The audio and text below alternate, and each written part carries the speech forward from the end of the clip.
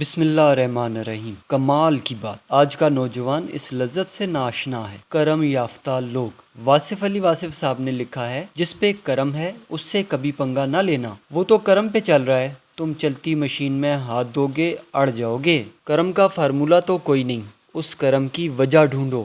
جہاں تک میرا مشاہدہ ہے، جب بھی کوئی ایسا شخص دیکھا جس پہ رب کا کرم تھا، اسے عاجز پایا، پوری عقل کے باوجود بس سیدھا سا بندہ، بہت تیزی نہیں دکھائے گا، الجھائے گا نہیں، رستہ دے گا، بہت زیادہ غصہ نہیں کرے گا، سمپل بات کرے گا۔ میں نے ہر کرم ہوئے شخص کو مخلص دیکھا، اخلاص، غلطی کو مان جاتا ہے، معذرت کر لیتا ہے، سرنڈر کر دیتا ہے۔ جس پہ کرم ہوا ہے نا، میں نے اسے دوسروں کے لیے فائدہ مند دیکھا۔ یہ ہو ہی نہیں سکتا کہ آپ کی ذات سے نفع ہو رہا ہو اور اللہ آپ کے لیے کشادگی کو روک دے۔ وہ اور کرم کرے گا، وہ اور فضل کرے گا، وہ اور رحمت فرمائے گا آپ کے اوپر۔ میں نے ہر صاحب کرم کو احسان کرتے دیکھا، حق سے زیادہ دیتا ہے، اس کا درجن 13 کا ہوتا ہے، 12 کا نہیں۔ اللہ کے کرم کے پہیے کو چلانے کے لیے آپ بھی درجن 13 کا کرو۔ اپنی زندگی میں اپنی کمٹمنٹ سے زیادہ احسان کر دیا کرو، نہیں تو کیا ہوگا، حساب پہ چلو گے، حساب ہی چلے گا۔ دل کے کنجوس کے لیے کائنات بھی کنجوسی ہی دکھاتی ہے، دل کے سخی کے لیے کائنات ایک خزانہ ہے۔ جب زندگی کے معاملات اڑ جائیں تو سوچو، غور کرو اور سمجھ جاؤ، تم نے کہیں دوسروں کے معاملات تو نہیں اڑائے ہوئے۔